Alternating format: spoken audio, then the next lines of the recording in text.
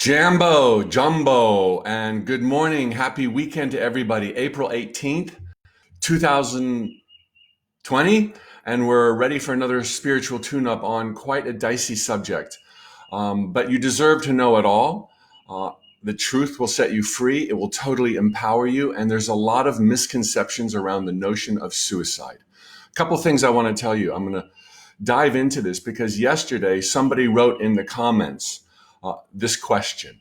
And I'd like to encourage everybody right now to, in the comments below, Instagram or Facebook, ask your questions for me to answer in future spiritual tune-ups about the nature of reality, happiness, the law of attraction, what happens when we die, aliens, UFOs, the Loch Ness Monster, you name it, anything under the sun. Because if there is a question that you have in the tapestry of your understanding the nature of reality, it is through that question that your power slips away. And the truth is knowable. It is absolute. It is at your fingertips. And I would love to be the person who perhaps gives you a leg up.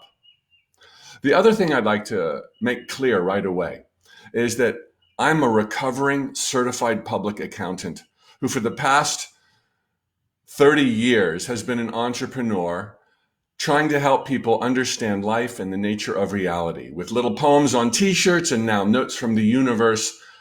If you're feeling depressed, if you have suicidal thoughts, if this is applicable to anybody that you love, please pick up the phone, call a hotline, seek professional assistance. What you're going through or what they're going through is temporary. It seems like forever. You've never been happy before.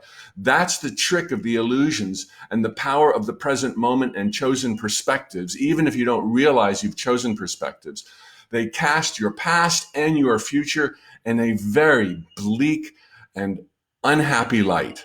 This is not the truth. Seek professional help. I always say when it comes to well-being and sanity and the roof over your head, play both ends to the middle. Do the conventional stuff, be a good patient, and open your heart, mind, and soul to new ideas, like perhaps what I'm about to share with you now on the nature of suicide, what happens, etc. So the reason that there's such misconceptions, in my view, about suicide is because of what religion has taught us. I'm also a recovering Catholic. That it's a sin, that you will be greeted by the devil, that you will spend eternity in hell. Now, fortunately, I have to watch my words carefully here. Fortunately, that's not true. Okay, not even remotely true. And those who pass on the other side, no matter what the means of death, no matter how goody-goody they were in their life, they're greeted with love and acceptance and non-judgment. But unfortunately, those of us that remain here are tormented with, what could I have done? How could things have been different? This was a lost opportunity, and now my loved one is burning in fiery pits, pitchfork with the devil forever and ever and ever, and they are drawn through hell. There is absolutely no such thing as hell. Neither is there a devil motivated by his own evil intents. Neither does evil lurk as an entity on its own throughout time and space. The closest thing to hell is what we create in our own minds through confusion and not understanding the beauty and the love and the infinite possibilities that surround all of us all of the time, 24/7. So what happens when somebody commits suicide? Immediately, when one door closes, another one opens, no matter the means, as I just said. They are greeted with love, with compassion, with understanding.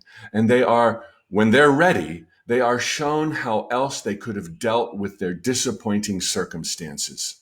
They're given another chance, whether they come back to time and space, whether they spend 1,000,000 years in the palm of God's hand, where they get training, where they get schooling, where they get inspiration. I mean, not so conventional as we would do schooling here, but as they learn and grow, they see things in a better light. They prepare for their next incarnation or their lesson, and they go on and on forever and ever in love and joy. And of course, that includes coming back and visiting you all. But let me tell you, Anybody on the other side who has made that horrific decision to take their own life will ultimately and probably immediately be faced with immense grief when they realize that there were other choices available to them, that their time and space was not done, evidenced by their earlier beating heart.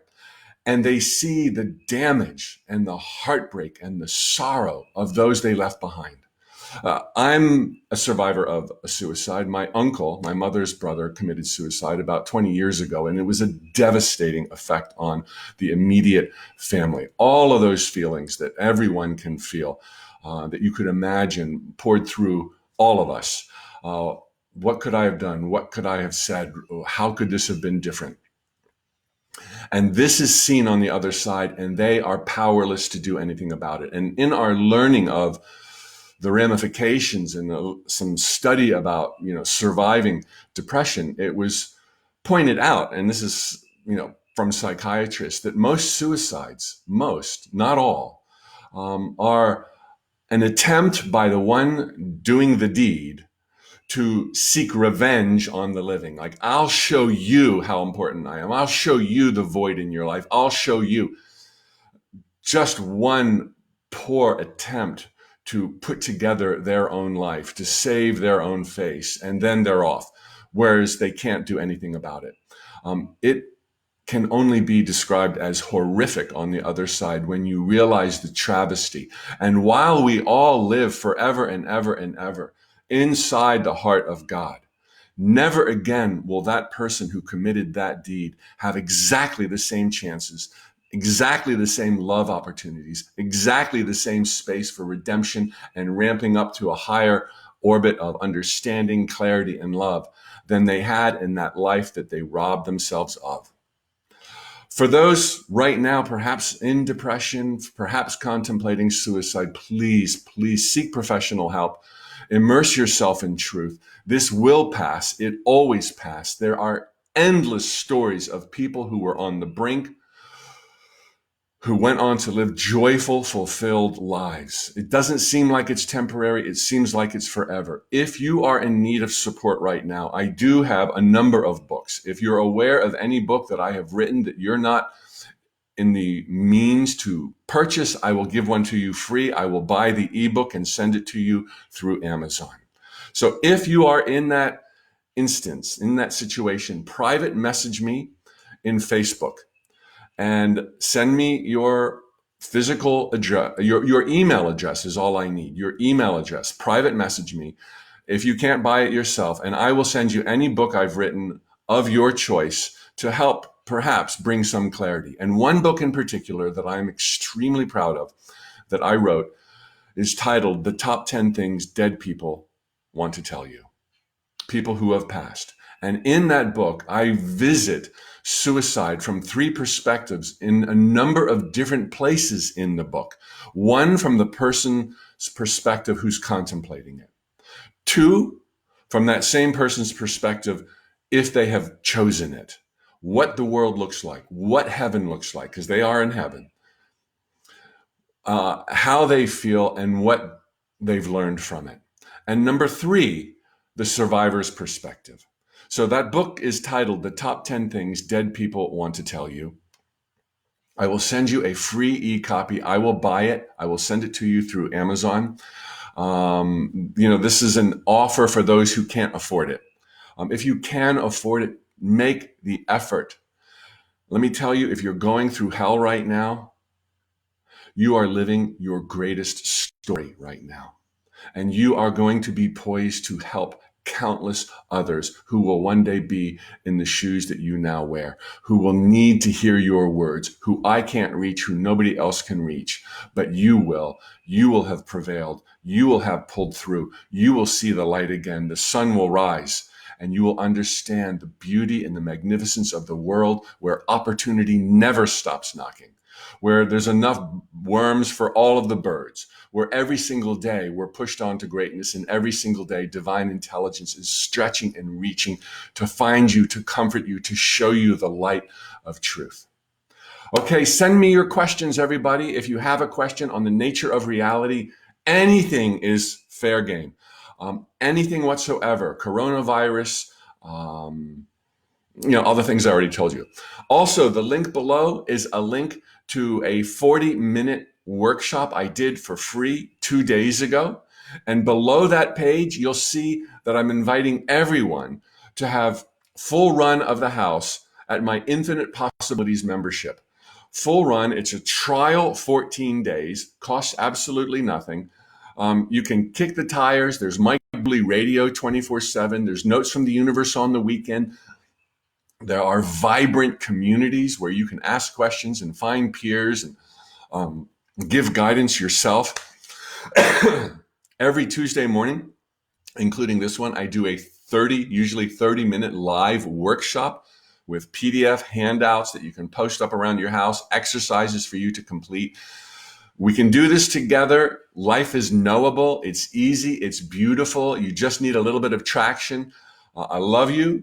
Lots of people love you. People you don't even know love you. People on the other side love you. And they're all cheering you on because they know of the nature of the plunge and the dare that you accepted to live in these illusions of time and space. It's daunting, but it's so doable. And there's love everywhere. So until tomorrow, take care, be well, be safe, lots of love, tally ho.